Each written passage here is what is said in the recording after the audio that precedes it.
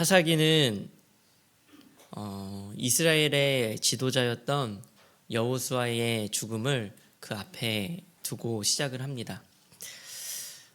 여호수아가 죽은 이후 이스라엘은 많은 것들이 변했습니다. 여호수아가 죽었듯이 또 한 번의 세대가 바뀌었고, 그리고 하나님께서 주신 명령과 사명은 점점 잊어갔습니다. 가나안 땅의 거민들을 다 쫓아내고 그 땅을 차지하려 가나안 땅에 들어왔지만 그들은 어느새 가나안 땅의 거민들과 함께 살아가기 시작했습니다. 그렇게 사사기는 이스라엘 백성들이 가나안 땅에서 살아가는 그 모습을 담고 있습니다. 그런데 재미있는 것은 그들의 삶에 끊임없이 반복되는 패턴이 있다는 것이었습니다. 이스라엘이 범죄하면 하나님께서 징계를 하시고, 그러면 이스라엘이 다시 뉘우치고, 그러면 이스라엘이 뉘우쳤으니까 하나님께서 사사를 보내서 구원하시고, 그러는 놀라운 일들이 일어났습니다. 그렇지만 이스라엘은 다시 잊고 범죄하게 되는 이러한 반복되는 패턴이 사사기 전체에 기록되어 있습니다. 그런데 마치 우리가 읽은 이 본문은요, 사사기의 앞부분임에도 불구하고요, 사사기 전체를 내려다보듯이 그 패턴을 기록을 하고 있어요. 어떤 사건에 대한 기록이 아니라 정말 전체를 조망하는 것과 같은 그러한 모습으로요, 이 패턴을 기록하고 있습니다. 앞으로 등장하게 되는 사사시대의 모습은 이럴 것이다 라고 말하는 것처럼 보여집니다. 오늘 본문에 기록된 대로 앞으로 이러한 패턴은 계속해서 나타나게 됩니다. 하나님은 이스라엘 백성이 죄를 지으면 벌하셨고요, 회개하고 하나님을 찾으면 하나님께서 구원하셨습니다. 아주 단순한 방식으로 반복해서 이스라엘을 대하셨습니다. 11절은 이렇게 기록을 하고 있습니다. 이스라엘 자손이 여호와의 목전에 악을 행하여 바알들을 섬기며. 여기서 여호와의 목전에 악을 행하였다 할 때 이 악이라는 말은요, 히브리어로 라라고 쓰는 단어인데요, 악하다, 나쁘다, 사악하다 이런 부정적인 의미를 담고 있습니다. 이에 대한 하나님의 대응은 15절에 이렇게 기록을 하고 있습니다. 그들이 어디로 가든지 여호와의 손이 그들에게 재앙을 내리시리니, 곧 여호와께서 말씀하신 것과 같고 여호와께서 그들에게 맹세하신 것과 같아서 그들의 괴로움이 심하였더라. 이 앞부분에 그들에게 재앙을 내리셨다 하는 이 재앙이라는 단어가요, 히브리어로 라입니다. 방금 전에 들어보셨죠? 같은 단어입니다. 동일한 단어를 사용하는 거예요. 그러니까 이스라엘이 악을 행하니 하나님이 악으로 갚으시는 그러한 모습이 드러나는 겁니다. 저는 오늘 등장하는 이 하나님의 모습이 사실 조금 무섭게 다가왔습니다. 왜냐하면 우리가 흔히 하는 이 말이 있잖아요. 오늘의 제목이기도 한데, 눈에는 눈, 이에는 이.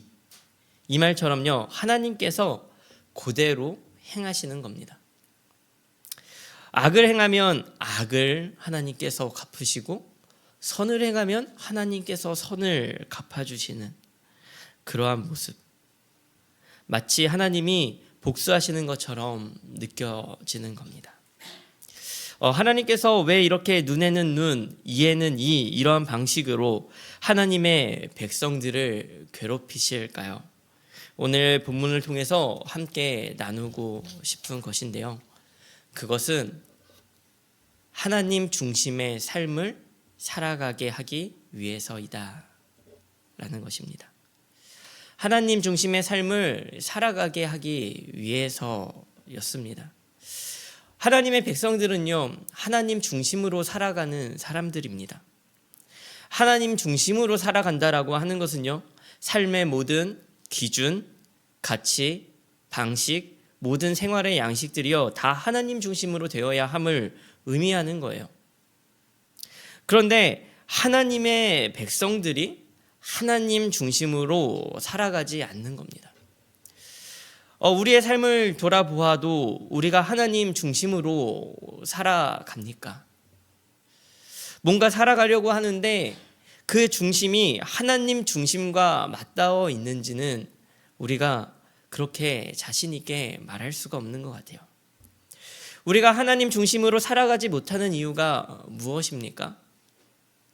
저는 그 이유가 우리가 현실을 살아가기 때문이라고 생각합니다. 우리는 현실에 있지만 하나님은 이 현실 속에서 보이지 않으시잖아요. 우리는 이 세상에서 돈을 벌고 일을 하고 살아가지만 하나님은 하늘에서 뚝 돈을 떨겨주시지 않으시잖아요. 그래서이지 않을까요? 이스라엘 사람들이 현실을 살아갈 때에 가장 중요한 것이 무엇이었을까요? 우리와 별반 다르지 않았을 거라고 생각합니다. 아마도 소득이었을 거예요. 이스라엘 사람들의 소득의 수단은 목축과 농사였습니다. 가나안 땅에 들어와서요, 농사를 시작했어요. 광야에 사는 동안에는 농사를 지을 수 없었으니까요. 이 사람들의 농사가 어떠했을까요? 하나님께서 이른 비와 늦은 비를 주셔서 이들이 심은 땅에 소출을 거두었습니다. 그리고 그것을 먹었어요. 감사한 일이죠. 하지만 문제가 조금 있습니다. 그것은 주변을 돌아보니 주변에 현실적으로 소출을 더 많이 거두는 사람들이 있는 겁니다. 아마도 주변에 있던 가나안 사람들은요, 이스라엘 사람들보다 더 많은 소출을 거두었을 겁니다. 왜냐하면 그들은 그 땅에서 오랜 시간 농사를 지었던 경험이 있거든요. 이스라엘 사람들은 사실 농사를 지은 지 얼마 안 된 초보자들이었습니다. 그럼에도 불구하고 하나님께서 많은 소출을 주셨죠. 하지만 그 땅의 기후에 대해서 미숙하기도 하고, 그리고 농사 짓는 방법에서도 많이 부족한 것이 현실이었어요. 이스라엘 백성들은 나의 손에 들린 소출보다 가나안 사람의 손에 들린 그 소출이 더 큰 것을 보았고, 그 소출이 궁금했고, 그 소출을 더 갖고 싶었습니다. 그들이 소출이 많은 이유를 그들에게 물어보겠죠. 그랬더니 그들은 그들의 신앙을 이야기하는 겁니다. 가나안 족속이 섬기는 바알은요, 구름과 비의 신이었어요. 바알의 아내였던 아스다로시는요, 다산과 전쟁의 신이었는데, 두 신의 사이가 좋으면 자손이 많아지고, 그리고 가축이 많아지고, 그리고 농사가 잘 돼서 소출이 많아진다라고 여겼습니다. 이스라엘 사람들은 그래서 우상 숭배를 하기 시작했던 겁니다. 이스라엘 사람들이 이방신을 섬긴 것은 그 신이 특별히 좋아서가 아니었어요. 그 신 자체가 좋아서라기보다는 오히려 너무 현실에 민감했기 때문이었습니다. 마치 우리처럼 말입니다. 그들이 가졌던 현실의 민감함은요, 우상을 숭배하게 하였습니다. 그들은 하나님을 믿었고 동시에 바알과 아스타롯을요 섬겼어요. 사실 이스라엘 백성들은요, 한 번도 하나님을 완전히 버린 적은 없었습니다. 겸하여 섬겼을 뿐이에요. 하나님을 믿으면서도요, 바알과 아스타롯을 같이 섬긴 겁니다. 그러기에 그들은 하나님을 섬기고 있었기 때문에 그것을 우상숭배라고 특별하게 생각하지 않았던 겁니다. 그러나 하나님께서 보실 땐 전혀 아니었어요. 그것이 바로 혼합된 신앙입니다. 우리가 현실에서 하나님 중심으로 살아가지 못하는 삶의 중심에는요, 혼합된 신앙이 있는 겁니다. 그리고 우리의 혼합된 신앙 안에는요, 사실은 철저한 계산이 들어가 있어요. 어떤 계산입니까? 무엇이 내게 이익인가 하는 계산이에요. 이스라엘 사람들이 바알과 아스타롯을 섬기는 데에 있어서 이런 생각이 들지 않았겠습니까? 바알과 아스타롯을 섬기는 거는 믿져야 본전이야. 섬겨서 좋으면 좋았지, 그래도 손해보진 않을 거야. 우리는요, 믿져야 본전이라는 생각을 많이 합니다. 근데 그것은 신앙에 있어서도요, 그렇게 생각할 때가 너무나도 많다라는 거예요. 저희 딸을 키우고 제가 이제 딸을 낳고 몇 달 지났을 때요, 장모님 댁에 갔었습니다. 근데 딸아이가 이제 막 우는 거예요. 우는 이유는 단순하죠. 둘 중에 하나입니다. 밥이거나 쌌거나. 근데 그날은 이제 밥이었어요. 그래서 딸아이가 울길래 번개 같은 속도로 진정한 사위의 모습을 보여드리고자 번개같이 달려가서 분유를 탔습니다. 그런데 가장 빠른 길로 이제 달려갔죠. 그 빠른 길은 이렇게 딸아이를 지나서 넘어서 가는 길이었습니다. 싹 뛰어갔어요. 그때 장모님이 저를 혼내셨습니다. 아이 넘어다니는 거 아니야? 라고 하셨어요. 물론 이제 우리는 동방예의지국이고 사람을 막 넘어다니는 것은 그렇게 보기 좋은 행동은 아닙니다. 그렇지만 이제 넘지 말라 그런 이유는 약간 미신에 근거한 것이었습니다. 우리 아시는 분들은 아시겠지만 사람을 넘어다니면 어떻다고 그러나요? 미신에 빨리 죽는다, 이런 이야기들이 있죠. 그런 미신이 있잖아요. 그래서 저희 아내가 대뜸 그거 미신 아니야? 이랬단 말입니다. 그랬더니 장모님께서 이러셨습니다. 안 좋다는데 뭐하러 해? 라고 하셨어요. 맞습니다. 그렇게 생각이 들 수 있습니다. 안 좋다는데 뭐하러 해? 할 필요가 없죠. 그런데 우리의 믿음과 선택이 거기에 머물러 있는 것은 아닌가요? 우리의 신앙이 왜 혼합되어집니까? 안 좋다는데 안 할 이유가 없는 겁니다. 사실 우리가 하나님을 왜 믿습니까? 정말 하나님이 살아계신 분이시기 때문에, 하나님이 우리의 창조주이시며 우리의 유일한 구원자이시기 때문에 믿는 것입니까? 혹시 믿는다고 해서 손해볼 것이 없어서 믿지 않으십니까? 혹시 기도는 정말로 하나님과의 교제를 위해서 하시는 겁니까? 이 기도를 안 하면 혹시 하나님께서 벌하실까 봐, 혹은 기도를 해서 나쁠 게 뭐가 있어? 물론 나쁠 게 없겠죠? 그런데 그러한 신앙으로, 그 믿음의 신앙으로 우리가 모든 것을 결정하는 건 아니겠습니까? 극단적으로 표현했지만 우리의 믿음이 정말로 순수한 믿음이냐는 질문입니다. 왜 우리가 이 세상의 스펙과 경험, 그 가치 속에서 허덕입니까? 왜 입시에 목을 맵니까? 당연히 중요합니다. 중요하지 않다는 것은 전혀 아닙니다. 하지만 그 안에 혼합된 신앙이 없냐는 것이에요. 점수가 높아서 손해볼 것이 없고, 경험 많이 해서 손해볼 것이 없고, 맞습니다.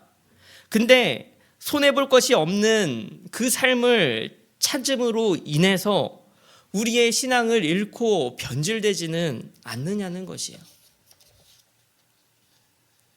하나님 중심의 신앙과 혼합된 신앙은요, 한 끗 차이입니다. 이스라엘은 혼합된 신앙으로 변질되었습니다. 출애굽 1세대인 모세가 죽고, 출애굽 2세대인 여호수아 시대가 죽고 3세대가 되었어요. 하나님은 현실에 초월하신 분으로 출애굽으로 애굽에서 건져내셔서 광야로 이끄셨고, 그리고 가나안 땅의 전쟁들을 승리로 이끄셨습니다. 하나님은 이 현실을 초월하신 분으로 이스라엘 가운데 역사하셨습니다. 그런데 이스라엘은 여전히 현실을 바라보고 현실에 갇혀서 살아가는 이 현실의 민감함으로 인하여 우상숭배를 저지르고 혼합된 신앙을 갖게 된 것이었습니다. 하나님의 눈에는 눈, 이에는 이, 이 방식으로 갚으시는 하나님의 일하심은요, 이 현실 속에서도 하나님께서 일하고 계시다, 라는 것을 보여주는 하나님의 방법이었습니다. 현실에 뒤엉킨 우리의 삶에서 가장 현실적으로 다가오신 하나님의 방법이셨어요. 13절에서 14절은 이렇게 기록을 하고 있습니다. 곧 그들이 여호와를 버리고 바알과 아스다롯을 섬겼으므로 여호와께서 이스라엘에게 진노하사 노략하는 자의 손에 넘겨주사 그들이 노략을 당하게 하시며 또 주위에 있는 모든 대적의 손에 팔아 넘기심에 그들이 다시는 대적을 당하지 못하였으며. 이스라엘이 바알과 아스다롯을 섬기니까 하나님께서 진노하셨습니다. 대적들의 손에 넘기셨습니다. 그러나 그러시기만 하신 것은 아니었습니다. 18절은 또 이렇게 기록을 하고 있습니다. 여호와께서 그들을 위하여 사사들을 세우실 때에는 그 사사와 함께 하셨고 그 사사가 사는 날 동안에는 여호와께서 그들을 대적의 손에서 구원하셨으니 이는 그들이 대적에게 압박과 괴롭게 함을 받아 슬피 부르짖음으로 여호와께서 뜻을 돌이키셨음이거늘. 이스라엘이 하나님께 슬피 부르짖을 때에는 하나님은 그 뜻을 돌이키셨고 구원하셨습니다. 우리는 우리의 이익만 바라보기 때문에 눈에는 눈, 이에는 이 방식으로 일하시는 하나님을 무섭게 여겨요. 때로는 그 모습에 거부감이 들기도 합니다. 우리는 하나님을 섬기면 하나님께서 다 도와주셔야만 하고 지켜주셔야만 한다라고 생각을 해요. 현실에 민감한 우리는 혼합된 신앙을 가지면서도 하나님은 우리를 향해 일편단심으로 복을 주시기만을 바라는 겁니다. 하지만 하나님은 그런 우리에게 가장 현실적으로 다가오시는 거예요. 이 세상의 가장 현실적인 가치, 눈에는 눈, 이에는 이의 방식으로 하나님께서는 다가오시는 겁니다. 하나님은 우리의 현실의 이익을 위해서 존재하시는 분이 아니세요. 더 큰 목적과 계획을 가지고 가는 분이십니다. 사실 우리의 순종과 불순종을 하나님께서는 그것에 반응하셔야 할 그 어떠한 이유가 없어요. 우리가 순종하면 하나님이 복을 주시고 우리가 불순종을 하면 하나님께서 벌을 주셔야 하는 그 어떠한 이유가 사실 하나님께는 없습니다. 우리의 순종과 불순종이 하나님께 어떠한 영향을 끼칠 수도 없어요. 그럼에도 불구하고 하나님은 순종했을 때는 복을 주시고 불순종을 할 때는 징계하시는 이러한 방식으로요. 하나님의 백성들을 하나님의 뜻과 목적에 맞게 인도해 가시는 것입니다. 그렇게 하나님은 자신의 백성일지라도 사명을 잃어버리면 징계하시고 재앙도 내리시며 노략질을 당하게도 하시고 그렇게 하나님은 자신의 백성들을요, 그 눈에는 눈, 이에는 이, 그 방식을 통하여 길을 인도하시는 거예요. 이스라엘은 하나님의 백성이기 때문에 괴롭힘을 당했고 아픔을 겪어야만 했습니다. 왜입니까? 왜 하나님께서 이렇게까지 하셔야만 했습니까? 그것은 인간이 악하기 때문이었어요. 인간이 하나님의 중심에 도저히 그 자리에 설 수가 없었기 때문입니다. 창세기 6장 5절은 이렇게 기록합니다. 여호와께서 사람의 죄악이 세상에 가득함과 그의 마음으로 생각하는 모든 계획이 항상 악할 뿐임을 보시고. 사람의 마음이 악한 거예요. 모든 계획이 악하고 그 마음으로 생각하는 모든 것들이 악해서 악이 이 세상에 가득한 겁니다. 하나님은 그렇게 노아의 시대 때 심판을 하셨습니다.